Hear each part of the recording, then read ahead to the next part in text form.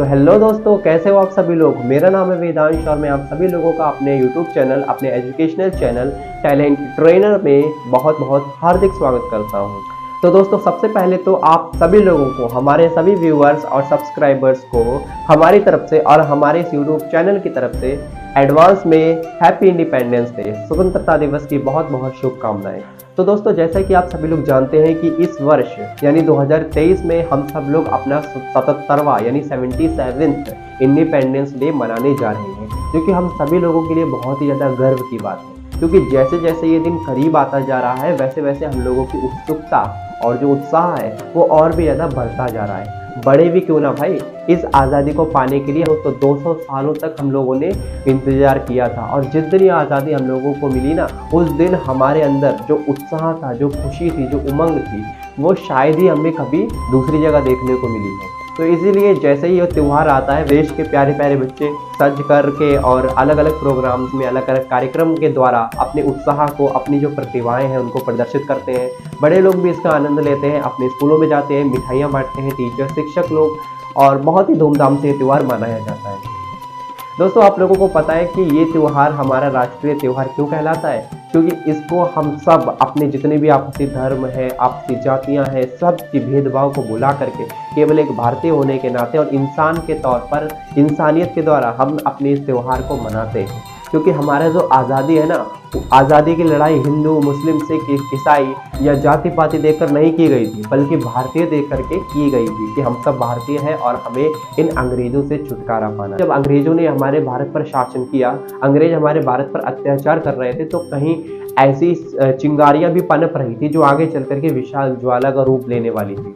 और ऐसा हुआ भी। जब अंग्रेज आए हमारे भारत पर शासन करने, उन्होंने हमारे भारत को अपना गुलाम बनाया, तो बहुत ढेर सारी ऐसी चिंगारियां पनपी, जैसे सुभाष चंद्र बोस, पंडित भगत सिंह, पंडित राम प्रसाद बिस्मिल, अशफाक उल्लाह खान, ठाकुर रोशन सिंह, और भी तमाम, महात्मा गांधी जी, सरदार पटेल, और बहुत सारे ऐसे युवा नेता आए, और या पंडित जवाहरलाल नेहरू, मोतीलाल नेहरू, बहुत सारे लोग ऐसे आए जिन्होंने भारत की आज़ादी में अपना योगदान दिया। इन लोगों का कहीं ना कहीं योगदान हमारी आज़ादी की लड़ाई में जरूर है। गांधी जी ने देश में हिंदू, मुस्लिमों और सिख, ईसाइयों, इन सबको आपस में मिला करके असहयोग सविनय के आंदोलन वगैरह कराए। वही सुभाष चंद्र बोस, जवाहरलाल नेहरू, इन लोगों ने बल के द्वारा, बलपूर्वक अंग्रेजों को यहाँ से हटाने का प्रयास किया। लेकिन आप लोगों को पता है कि अंग्रेज, जो कि एक छोटे से द्वीप के, बहुत ही छोटे से द्वीप था हमारा ब्रिटेन, वहाँ के लोग थे, वो इतने बड़े भारत पर कब्जा कर कैसे था?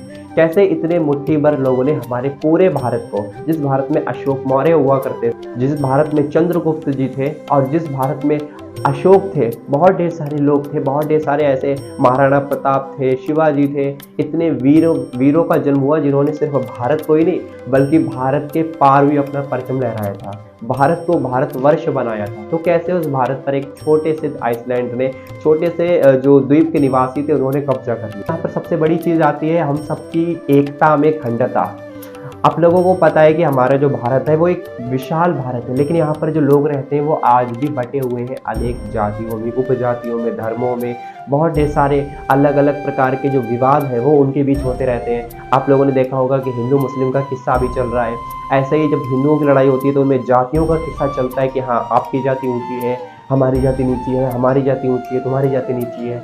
ऐसे ही मुस्लिम से ईसाई सबका ये चलता है। तो इसी वजह से हमारे भारत पर आज शासन कर पाए थे अंग्रेज, क्योंकि अंग्रेजों ने क्या किया? पैसों का लालच किया, आधे भारतीयों को अपनी ओर मिलाया। जो भारतीय अंग्रेजों की तरफ गए, वो पहले जो राजा थे उनके कुछ चीज़ें जानते थे, तो उन्होंने अंग्रेजों को सहायता की। जैसे विभीषण ने बताया था राम को कि रावण की नाभि में क्या है?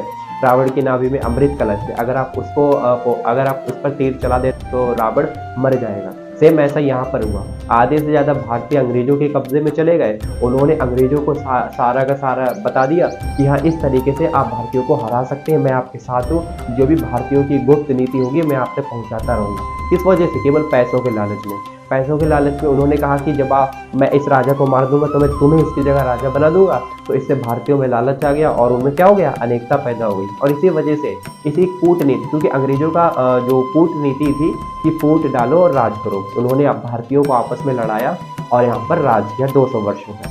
लेकिन आप लोगों को पता है कि आज़ादी मिलती नहीं, लेकिन केवल और केवल हमारे जो वीर लोग आए, वीर महापुरुष हैं, सुभाष चंद्र बोस, अशफाक उल्ला खान, ठाकुर रोशन सिंह और सरदार पटेल, जवाहरलाल नेहरू, बहुत ढेर सारे लोग हैं। इन लोगों के अथक प्रयास के बावजूद ही आज हमें आज़ादी मिली है।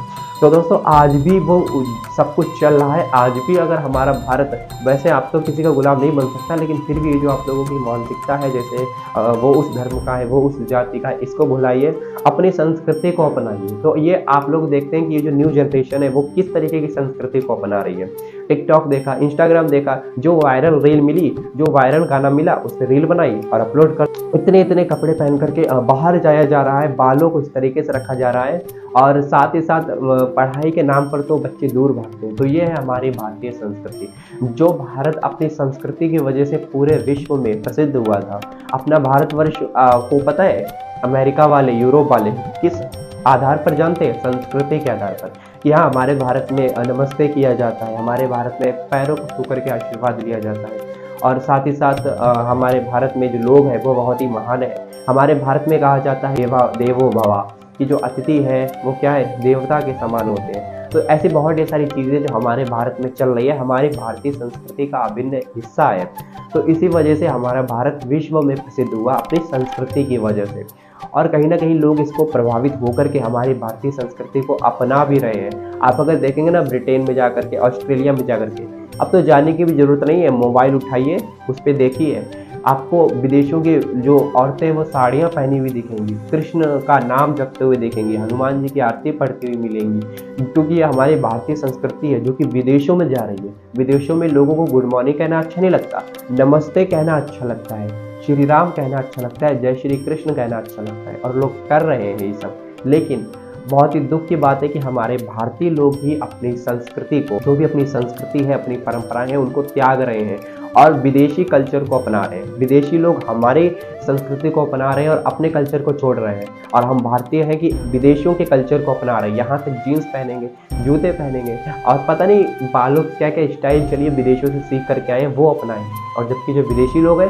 वो हमारे कल्चर को अपना रहे हैं, जो कि बहुत अच्छी बात है कि हमारा जो हमारे भारत है उसका नाम रोशन होना चाहिए। लेकिन होगा कैसे? हमारे लोग ही अपनी संस्कृति को डुबा करके रखे हुए हैं। और दोस्तों रही बात सरकार की, तो सरकार को उठा करके साइड में रख दीजिए, क्योंकि सरकार जो है वो हमारे देश में केवल और केवल रूल्स को लागू करती है। उन रूल्स को फॉलो करना हमारी जिम्मेदारी होती है ना। तो सरकार को क्यों बीच में लाना है? सरकार को दूर रखो, क्योंकि अपने देश अगर तरक्की पर जा रहा है तो उसकी असली वजह सरकार नहीं, हम लोग खुद है। आज आप लोगों ने देखा होगा कि जो नासा है उसने चंद्रयान 3 लॉन्च किया है, तो वो किस वजह से किया है? सरकार की वजह से नहीं, क्योंकि जो बच्चे मेहनत से पढ़े होंगे वो साइंटिस्ट बने आज, और उन्होंने जो चंद्रयान 3 था उसको बनाया, और उसके बाद आज अब थोड़े दिनों पहले ही उसको क्या कर दिया गया, लॉन्च किया गया। ऐसे ही बहुत ढेर सारे हमारे बच्चे हैं जो आज पढ़ाई कर रहे हैं। तो हमारी जो सरकार है उसको भी कहीं ना कहीं ध्यान देना चाहिए कि हमारे जो देश है उनके स्कूलों को अच्छा बनाए। जैसे मंदिर बने हुए ना सुंदर सुंदर, वैसे हमारे स्कूलों को, हमारे अस्पतालों को सुंदर बनाया जाए, हमारे देश में योगदान दिया जाए। और मैं आखिरी में यही कहना चाहूँगा, आप लोगों के लिए बहुत ही इंपॉर्टेंट मैसेज है कि आप लोग बड़े ही उत्साह से झंडा, और जिन जिन में तिरंगा बना होता है हमारे 3 रंग, क्योंकि आपको पता है कि झंडा हमारा सबसे ज़्यादा अमूल्य रत्न है। हम सब जैसे झंडा देखते हैं तो तुरंत सलाम करते हैं। क्यों करें? क्योंकि झंडा हमारी जान में बसता है, हमारे यहाँ बसता है, इसीलिए।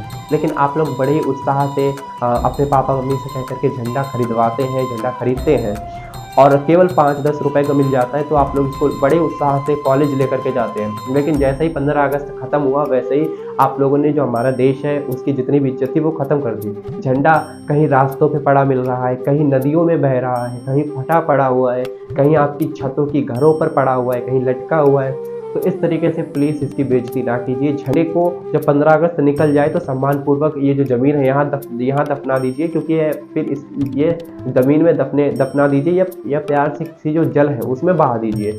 आजकल तो जल में भी ना बहाइए, क्योंकि आखिरकार ये जल का पानी गटर में जाता है, ठीक है।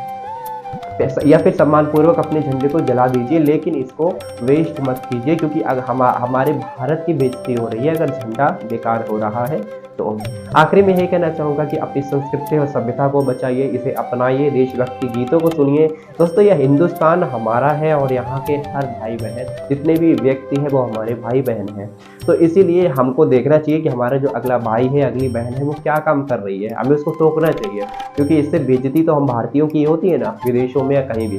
जितनी भी चीज़ें हैं, जो अश्लील गानों पे डांस करना, जिसको आप कला बोलते हैं, ये कला नहीं है, ये अश्लीलता है, इससे दूर रहिए। अगर आपको नाचना ही है तो देशभक्ति गानों पर नाचो, हमारे जो भक्ति है उन गानों पर नाचो, या ऐसे गानों पर नाचो जो अश्लील नहीं है। ओके, तो आज के लिए आई होप आप लोगों को अगेन 15 अगस्त की बहुत बहुत शुभकामनाएं। अच्छे से अपने प्रोग्राम की तैयारी कीजिए, जो मैंने बातें बताई है उनको ध्यान रखिए। आज मुझे भी थोड़ा सा फीवर है तो शायद आवाज़ उतनी अच्छी ना आ रही हो, लेकिन आई होप ये आप लोग समझ जाएंगे कि मैं क्या कहना चाह रहा हूँ। So thank you so much for watching this video, and I hope that you understand my all the imaginations, my all the